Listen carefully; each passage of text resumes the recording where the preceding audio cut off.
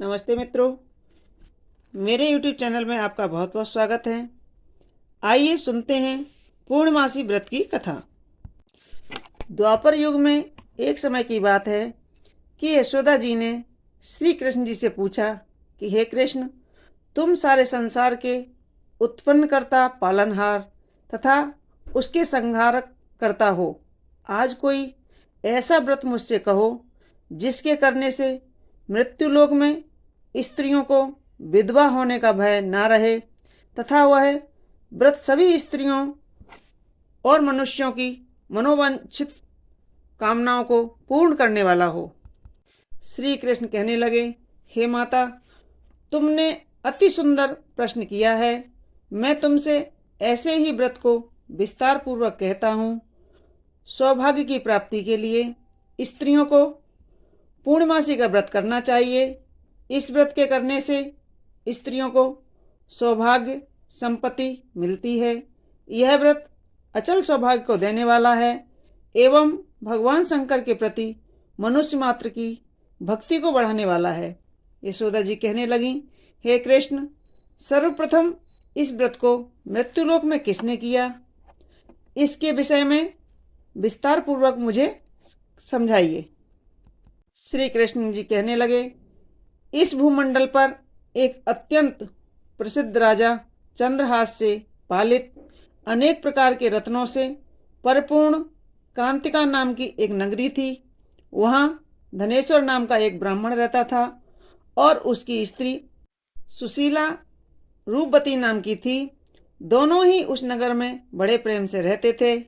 घर में धन्य धान आदि की कमी नहीं थी, लेकिन संतान न होने की वजह से उनको बड़ा दुख था।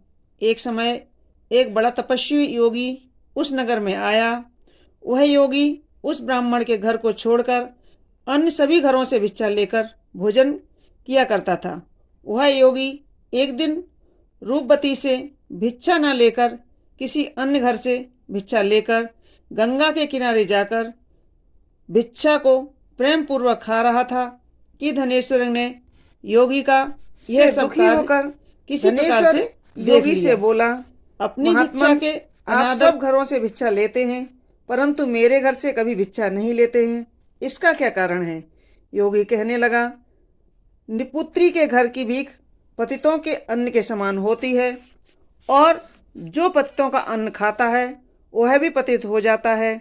चूंकि तुम निपुत्र हो अतः पतित हो जाने के भय से मैं तुम्हारे घर की भिक्षा नहीं लेता हूँ। धनेश्वर यह बात सुनकर अपने मन ही मन बहुत दुखी हुआ और हाथ जोड़कर योगी के पैरों में गिर पड़ा, अर्थात अंतर्भाव से कहने लगा कि हे महाराज, यदि ऐसा है तो आप मुझको पुत्र प्राप्ति का कोई उपाय बताइए। आप सर्वज्ञ हैं, मुझ पर अवश्य ही कृपा कीजिए। धन की मेरे घर में कोई कमी नहीं है परंतु मैं पुत्र न होने के कारण अत्यंत दुखी हूँ। आप मेरे इस दुख को दूर करें, आप सामर्थ्यवान हैं। यह सुनकर योगी कहने लगा, हे ब्राह्मण, तुम चंडी आराधना करो। घर आकर उसने अपनी स्त्री से सब वृतांत कह सुनाया और स्वयं तप के निमित्त वन में चला गया। वन में जाकर उसने चंडी की उपासना की और चंडी ने 16वें दिन उसको स्वप्न में दर्शन दिया और कहा, हे धनेश्वर, जा तेरे पुत्र होगा परंतु वह 16 वर्ष की आयु में ही मृत्यु को प्राप्त हो जाएगा। यदि तुम दोनों स्त्री पुरुष पूर्णमासी का व्रत करो, विधि विधान से करोगे तो वह दीर्घायु हो जाएगा। अपनी शक्ति सामर्थ्य के अनुसार आटे के दिए बनाकर शिव जी का पूजन करना, परंतु पूर्णमासी पूर्ण हो जानी चाहिए। प्रातःकाल होने पर इस स्थान के समीप ही तुमको एक आम का वृक्ष दिखाई देगा। उस पर चढ़कर तुम एक फल तोड़कर शीघ्र अपने घर चले जाना। अपनी स्त्री से सब वृतांत कहना। ऋतु स्नान के पश्चात वह स्वच्छ होकर श्री शंकर जी का ध्यान करके उस फल को लेगी, तब शंकर भगवान की कृपा से उसको गर्भ हो जाएगा। जब वह ब्राह्मण प्रातःकाल उठा तो उसने उस स्थान के पास ही एक आम का वृक्ष देखा जिस पर एक अत्यंत सुंदर आम का फल लगा हुआ था। उस ब्राह्मण ने आम के वृक्ष पर चढ़कर उस फल को तोड़ने का प्रयत्न किया, परंतु कई बार प्रयत्न करने पर भी वह वृक्ष पर न चढ़ सका। तब ब्राह्मण को बहुत ही चिंता हुई और वह विघ्न विनायक श्री गणेश जी की वंदना करने लगा। हे दयानिधे, अपने भक्तों के विघ्नों का नाश करके उनके मंगल कार्य को करने वाले तथा दुष्टों का नाश करने वाले, रिद्धि सिद्धि को देने वाले, आप मुझ पर कृपा करके इतना बल दें कि मैं अपने मनोरथ को पूर्ण कर सकूं। इस प्रकार गणेश जी की प्रार्थना करने पर उनकी कृपा से धनेश्वर वृक्ष पर चढ़ गया और उसने एक अति सुंदर आम का फल देखा। उसने सोचा कि जो वरदान से फल मिला था वह यही है और कोई फल दिखाई नहीं देता। उस धनेश्वर ब्राह्मण ने जल्दी से ही वह फल तोड़कर अपनी स्त्री को लाकर दिया और उसकी स्त्री ने अपने पति के कथनानुसार फल को खा लिया और वह गर्भवती हो गई। देवी जी की असीम कृपा से उसके एक अत्यंत सुंदर पुत्र उत्पन्न हुआ जिसका नाम उन्होंने देवदास रखा। माता पिता के हर्ष और शोक के साथ वह बालक शुक्ल पक्ष की चंद्रमा की भांति अपने पिता के घर में बढ़ने लगा। भवानी की कृपा से वह बालक बहुत ही सुंदर, सुशील और विद्या ग्रहण कर बहुत ही निपुण हो गया। दुर्गा जी की आज्ञा अनुसार उसकी माता ने पूर्णमासी का व्रत रखना प्रारंभ कर दिया था जिससे उसका पुत्र दीर्घायु हो जाए। 16वां वर्ष लगते ही देवदास के माता पिता को बड़ा चिंता हुई कि कहीं उसके पुत्र की इस वर्ष मृत्यु ना हो जाए। इसलिए उन्होंने अपने मन में विचार किया कि यदि वह दुर्घटना उनके सामने हो गई तो वे इसे सहन कैसे करेंगे। अस्तु उन्होंने देवदास के मामा को बुलाया और कहा कि हमारी इच्छा है कि देवदास 1 वर्ष के लिए काशी में जाकर विद्या अध्ययन करे और हम उसको अकेला भी नहीं छोड़ सकते, इसलिए उसके साथ तुम चले जाओ और 1 वर्ष बाद उसको लौटा लाना। इस प्रबंध करके उसके माता पिता ने काशी जाने के लिए देवदास को एक घोड़े पर बिठाकर उसके मामा को उसके साथ कर दिया, किंतु वह बात उसके मामा या किसी को नहीं कही। धनेश्वर ने सपत्नी अपने पुत्र की मंगल कामना तथा दीर्घायु के लिए भगवती दुर्गा की आराधना और पूर्णमासी का व्रत करना आरंभ कर दिया। इस प्रकार बराबर पूर्णमासी का व्रत करते रहे। कुछ समय बाद एक दिन वे दोनों मामा और भांजे मार्ग में रात्रि बिताने के लिए किसी नगर में ठहरे हुए थे। उसी दिन गांव में एक ब्राह्मण की अत्यंत सुंदर, सुशीला, विदुषी और गुणवंती कन्या का विवाह होने वाला था। जिस धर्मशाला के अंदर वर और उसकी बारात ठहरी हुई थी, उसी धर्मशाला में देवदास और उनके मामा भी ठहरे हुए थे। संयोगवश जब कन्या को तेल आदि चढ़ाकर मंडप आदि का कृत किया गया तो लगन के समय वर को धनुर्पात हो गया। अस्तु वर के पिता ने अपने कुटुंबियों से परामर्श करके निश्चय किया कि यह देवदास मेरे पुत्र जैसा ही सुंदर है, मैं इसके साथ ही लगन करवा दूं और बाद में विवाह के अन्य कार्य मेरे लड़के के साथ हो जाएंगे। ऐसा सोचकर देवदास के मामा से जाकर बोला, तुम थोड़ी देर के लिए अपने भांजे को हमें दे दो, जिससे विवाह के लग्न का सब कृत्य सुचारू रूप से हो सके।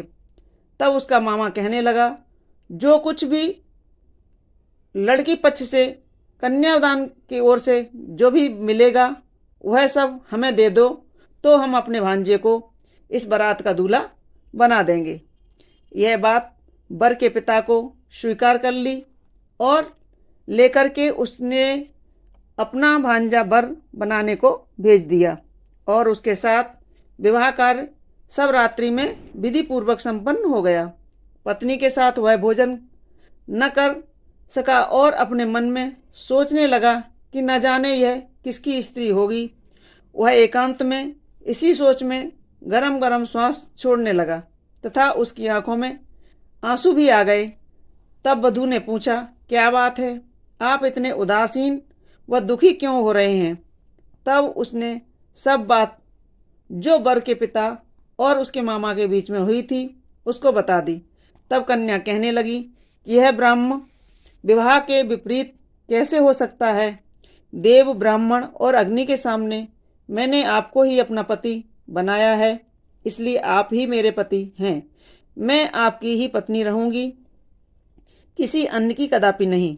तब देवदास ने कहा, ऐसा मत करिए, क्योंकि मेरी आयु बहुत थोड़ी है। मेरे बाद आपकी क्या गति होगी, पहले इन बातों को अच्छी तरह से विचार लो।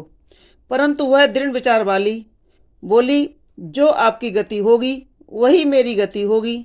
हे स्वामी, आप उठिए और भोजन कीजिए, आप निश्चय ही भूखे होंगे।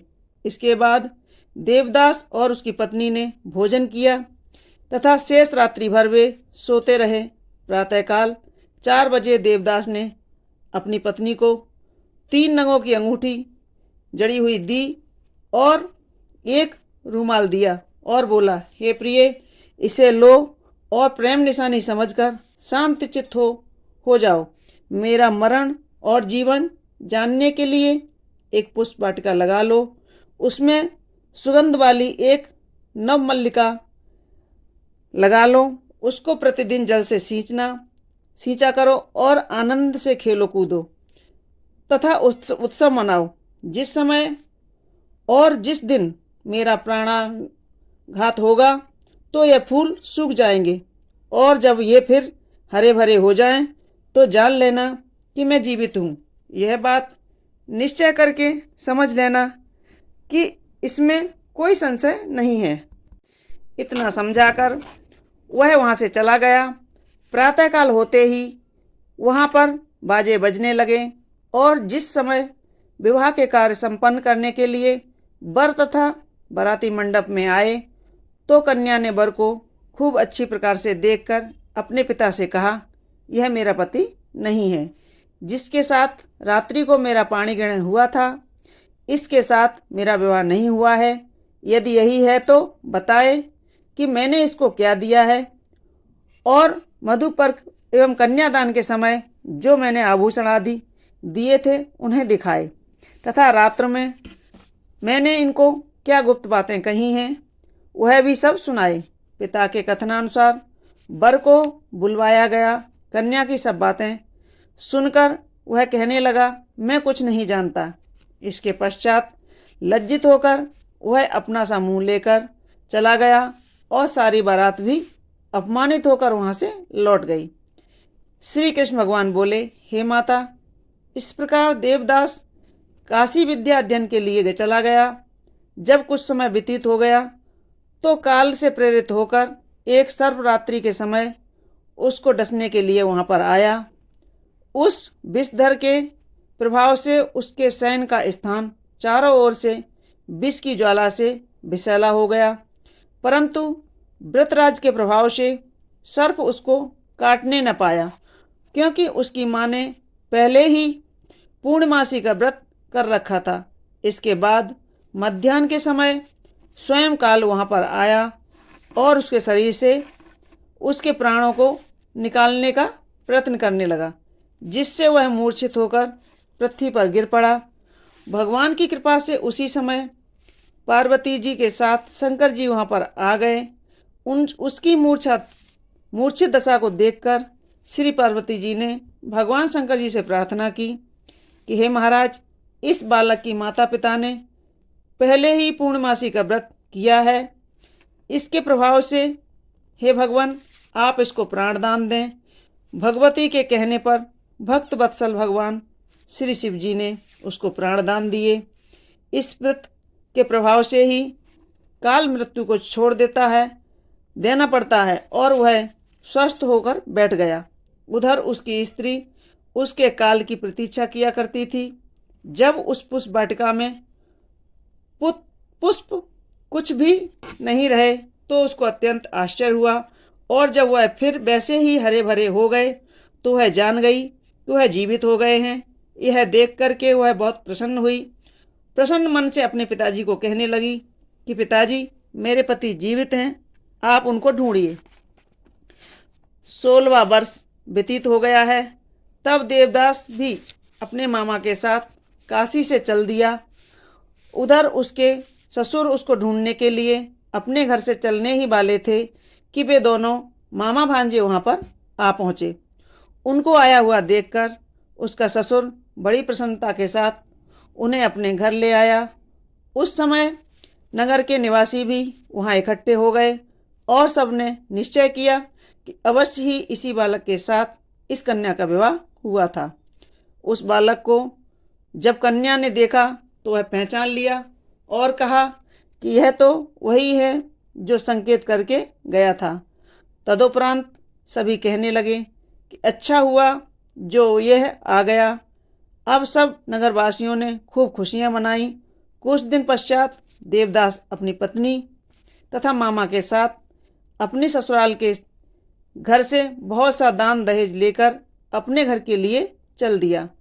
गांव के आने पर तो कई लोगों ने उसको देखकर उसके माता पिता को पहले ही जाकर खबर दे दी कि तुम्हारा पुत्र देवदास अपनी पत्नी के साथ लेकर आ रहा है।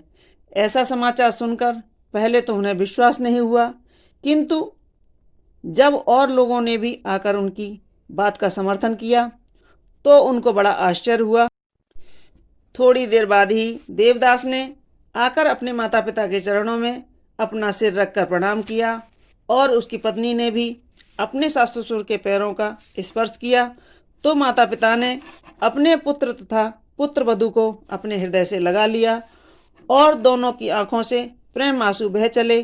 अपने पुत्र और पुत्र वधू के आने की खुशी में धनेश्वर ने बड़ा भारी उत्सव किया और ब्राह्मणों को बहुत सी दान दक्षिणा देकर संतुष्ट किया।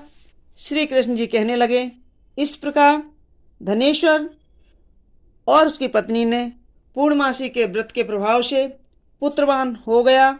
जो भी स्त्रियां इस व्रत को करती हैं वे जन्म जन्मांतर तक वैधव्य का दुख नहीं भोगती हैं और सदैव सौभाग्यवती रहती हैं।